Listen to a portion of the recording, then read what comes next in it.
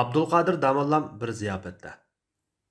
Men aslida o'z muddaoyimni arz qilish uchun har birlarning uyiga bir-birlab borsam bo'ladi. Afsuski borolmay qoldim. Afu qilishala. Hala bugun o'sha bu so'ringa jam bo'ladiganligimizni g'animat bilib bu yan keldim. Muddao nima deb so'ralsa, shundoq javob beramanki, mushundaq hashamatli choy ziyofatlar ichida mast mustag'raq bo'lib o'tayotgan bugungi kunlarimizga zodila rozi emasman. Chunki mast mustag'raqlik orqasida vatan millatning kuni ig'ir, holi nas va bas o'tmakdadir. Xalq nadonliq, jaholat ichida azob chekmoqda. Hamma ish ko'ni qilib, ko'ni izg'i tushib, yangilikqa yo'l bermay halokatga qarab mangmoqda. Vaqtimiz, davrimiz, obdan fursatlarimiz qo'ldan ketmoqda. Bu yaxshi hodisa emas. Bu milliy xarobat, milliy munqarizlikdan bishorat beradigan xavfli hodisa. Har bir vijdon egasining mundaq xavfli vaziyatda qandoqmi jim turg'isi kelsin. Bugungi dasturxonda jam bo'lgan qari mudarrislarimiz, damollamlarimiz, saxovatlik baylarimiz bu xavfli ahvolga ko'zini ama, qo'liqini gaz qilib qandoqmi beparvolik qila olsin. Shuni tushunishimiz lozimki, vatan millatning g'amini yeyish, xalqning beshini o'ngshab, baxt saodatga boshlab mengish mushu dasturxonda jam bo'lgan hamma kishining gadinidagi farz ham qarzdir. Insof tarozimiz bilan o'lchab ko'radigan bo'lsak, bo'libmi biz ulug'larning xalqni nadonlik, jaholatdan qutuldirib, saodatli kunlarga erishtirishdek muqaddas vazifamiz bordir. Agar o'sha bu vazifamizning borligini inkor qiladigan bo'lsak, u chaqda biz zodi nima uchun o'qidik degan savolga hech qanday javob bera olmasligimiz mumkin. Ikkinchi turli qilib aytganda, xalq uchun, vatan millat uchun xizmat qilmagan ilmning yana qanday fazilati ham ahamiyati bo'lsin? Bu taraflarini har bir ulamo obdan o'ylanib muhokama qilib ko'rish kerak. Biz hammamiz qancha yillar g'urbatchilikda riyozat chekib ilm tahsil qilganlarimiz. Nima uchun o'qidik? Xalqni qarang'ulikdan yo'riqlikqa, jaholatdan ma'rifatga boshlaymiz deb o'qidik. Xudoga shukr, o'qiganga yarasha birimiz qari, birimiz damolla, birimiz mudarris kabi unvon darajalarga tayinlanib, yurt xalqning izzat hurmatiga sazovor bo'ldik. Afsuski, biz bu izzat hurmatlarga ega bo'lib olibla, aslidagi maqsad muddaolarimizga osiylik qilib, nuqul holda huzur halovat, rohat farog'atga berilib, mast mustag'raq bo'lib yetib oldik. Yurt bo'lsa nadonlik, jaholatda, xalqimiz xor zabonliqda qoldi. Yurtimizning oqibati, xalqimizning istiqboli to'g'risida qayg'urmadik. Yurt va xalqning g'amini qilish, yurtni taraqqiyotga, xalqni ilm ma'rifatga boshlashdak ulug' vazifamiz borligini biz ulamolar esimizdan chiqardik. To'r obro'y talashishdek qaliplashgan odat ijrosidan boshqa yaxshi amallarimiz borligini inkor qildik. Biz nima uchun bu qadar buzilib ketdik? Nima uchun insof qilmaymiz? Nima uchun bu vaqtda azroq o'ylanib, o'z xatoligimizni tuzatmaymiz? Bu to'g'risida bir oz so'z qilsak, chechilganlik bo'lamdi ekan. Nemishqa qaynamaydi ekanman.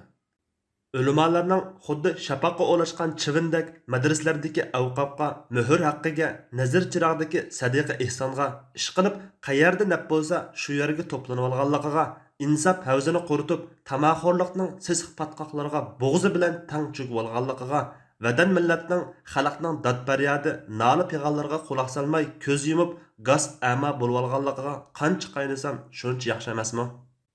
Qani, nima uchun qaynamaydi ekanman? Hozirgi ahvol qandoq bo'lyapti? Qani, biz bu yerda poloyab, tavoq bekarlab o'ltiribdimiz. Bizning aziz bolalarimiz guloqda kulgi bo'linib, och yalang'ochlik azobini tortmoqda.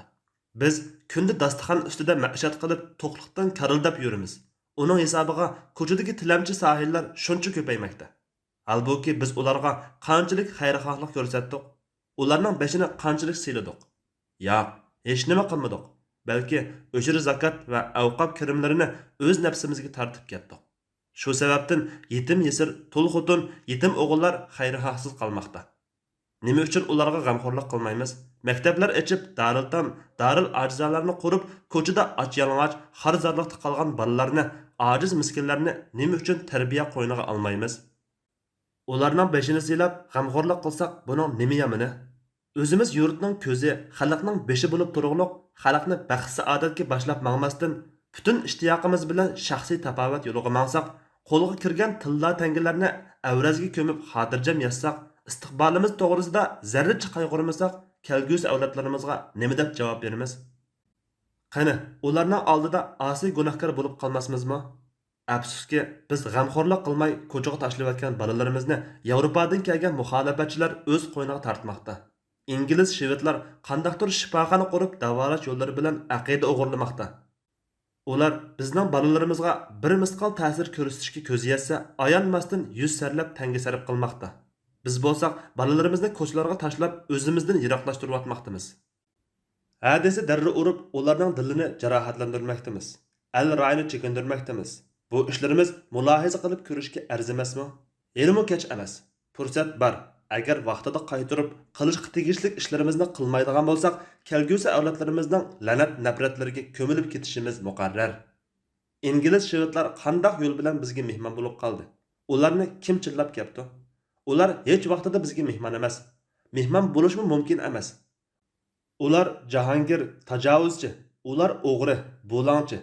Boshda quyruq o'ynatib kelgan bilan asta-asta piyimizni qirqib, boyliqimizni o'g'irlaydigan, gilamlarimizni ilib, bizni daq bo'riga tashlab, dag'ida qo'ydigan bo'langchilardir.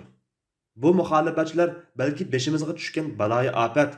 Ular bizni xurofotlikning qora xaltalarga qachilab, axlat dovisiga cho'rivatguchi vafosizlardir. Ular bizga ittifoqsizlik vabosini chechib, o'z qo'limiz bilan qanimizni to'kkuchi xunxo'rlardir. Ular bizni g'aflat uyqusida behush qilib, halok qilg'uvchi qar niyatlik yovuzlardir. Qarindoshlar, vatandoshlar, biz azaldan qobil, botir xalq edik.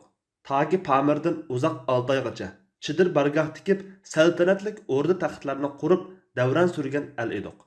Qachonki bizga jaholat, nadonlik, xurofotlik, ittifoqsizlik, hasadxo'rlik, manmanlik, shaxsiyatchilik illatlari joylashdi, shu kundan boshlab zavollikqa, har zavollikqa yuzlandik.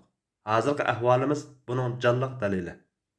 Qarindoshlar, vatandoshlar, o'ylab ko'raylik, mulohaza qilaylik. Hozirmi vaqt kech emas. G'aflat uyqusidan irg'ib turib, ko'zimizni ochsak, ittifoqlashib, bir yoqdan bosh chiqarib, asorat keshanlarni pachoqlab tashlasak, palakning chaqini o'ng'i burab, istiqbolimizni yuritishga, vatan millatni saodatli kunlarga yetishtirishga helimi kechikmaymiz.